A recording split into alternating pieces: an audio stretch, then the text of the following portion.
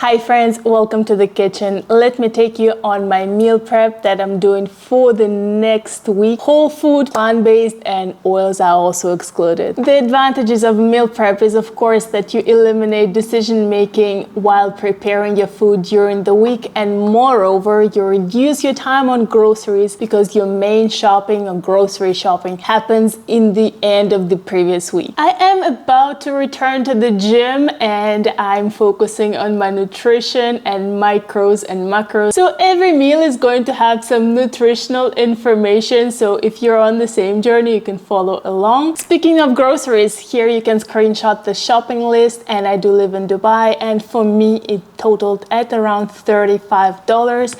I think if you don't have certain things, it may come up to $50 here in Dubai to include breakfast.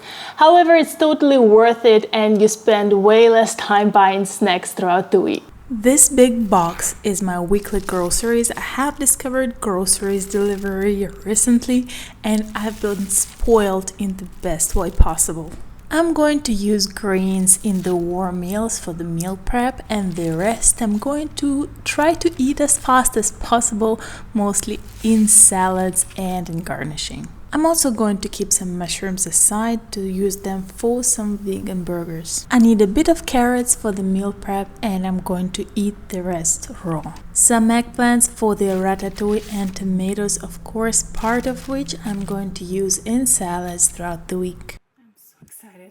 And these are some seasonal local cherry tomatoes, and oh my god, these differ a lot from imported tomatoes. This week I'm going to cook a couple of full meals, which you can scale up or down if you decide to pick up this meal prep idea. And here are the ways I'm going to combine the meals throughout the week. I call these constructor meals, and this is exactly what it sounds like in my head, because you can mix and match the ingredients as you like it. And let's go, starting with some overnight prep of the pinto beans or any legumes that you have. Soaking the beans rehydrates them and helps them develop flavor. If you don't have a lot of time, soak them for at least 1 hour prior to cooking and it will benefit the taste. For beans, I'm going to use a pressure cooker. It reduces cooking time tremendously from 2 hours to about 30 minutes, and this is one of my best kitchen investments. To enhance the flavor of beans, we can start with a flavor base such as onion, garlic, and bay leaf. Start with heating up the Instant Pot on a saute mode. Add the onions, but be careful, it's hard to control the temperature in an Instant Pot and it is not non-stick. Add garlic and follow with the beans. To add more flavor, I'm going to cook these pinto beans in veggie broth. 2 bay leaves, a touch of salt, high pressure for 30 minutes, then quick release, cool down and store in an airtight container for up to 5 days in the fridge. As I'm getting closer to the 2 main meals, let's do a couple of quick things. Let's first cook the rice. We'll need a stovetop for that, and bake the tofu. For this we will need an oven. For the rice, I'm basically following the instructions on the packaging, and I would like to focus on tofu here. This is medium pressed tofu, but you can use firm or extra firm tofu as well. I want this one to be roasted on the outside, so crispy, and softer on the inside. And I'll add the card for a super crispy tofu recipe, and it's going to fly out at the top.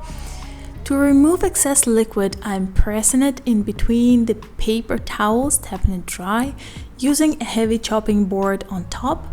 You can also use books or a special tofu press if you want to invest in one. In about 20 to 30 minutes, the tofu block will be way firmer compared to the initial state, and we are ready to cut it into cubes.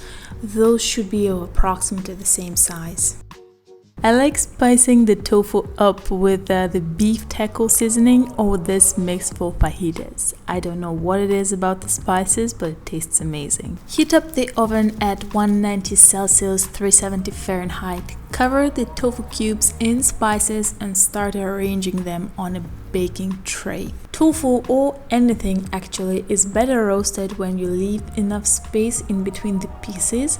It's going to make a huge difference in the cooking process, and the crisp is going to form better. Send the tofu into the oven for around 15 minutes. Take the tray out, turn the tofu onto the other side, and send back for 5 to 7 minutes. And in a bit of time, you'll get perfect tofu bites for bowls, wraps, and stir fries. To make this video more concise, I decided to include the 2 recipes of the ratatouille and of the lentil soup down below in the description box, so this video doesn't get too long. Let me know if you like this format. Moreover, it's just a little bit easier to find a particular recipe if you follow this process. This is the only soup that I'm cooking this week, but it's one of my faves. It starts very simple with the mille pois, onions, celery, and carrots. Adding the green beans, fresh or canned tomatoes, cooked or canned and drained lentils, and veggie broth to cover the veggies. Simmer for 20 to 25 minutes, add spinach, cooked rice, season with the green spring onions and parsley, add salt, juice half of a lemon in, and your hearty soup is ready. Adjust for acidity and salt. Another main meal that you can find in the description is this ratatouille rice. In the full video, I'm going in a little bit more detail and tips on cooking. Preheat the oven at 210 Celsius or 410 Fahrenheit. Layer 11 half cherry tomatoes, crushed garlic, red onion, add Italian herbs, and optionally liquid basil, which I love, and send it to roast for about 15 minutes. And just look at these tomatoes. Tomatoes are beautifully charred and very flavorful. Add basmati rice, cover with a mix of vegetable broth and tomato paste, and lay out the sequence of zucchini, eggplant, and tomatoes. Cover it all with the foil and send to cook for 15 to 20 minutes depending on whether the top layer is cooked from the inside. You can add some herbs and send back into the oven to brown the top layer for around 15 to 30 minutes. I've been rather hungry, so I'm digging in before moving into the easiest part, parboiling and prepping some green veggies. It may seem like the easiest part, but there are some nuances as well. Make sure to not overcook your greens and do not add any acid during the cooking process. Add broccolini to the boiling water. Cook them on quick simmer so there is movement of the veggies in the water, and it's going to take about 5 minutes. You can give them a nice bath afterwards to stop the cooking process. Overcooking the greens will destroy the green pigment and the cell walls, so the crunchiness, and the veggies will lose their presentability. Still edible, but just not as cute. Look, here is the difference between the overcooked broccolini on the left and the properly cooked on the right. This bit of knowledge may increase your meal satisfaction, as eating is not all about the taste. Green beans are what's left over from the lentil soup, and in this sense, meal prep is king and allows you to cook everything without any food waste. I'm using the same broccoli water and simmering the green beans for about 5 minutes.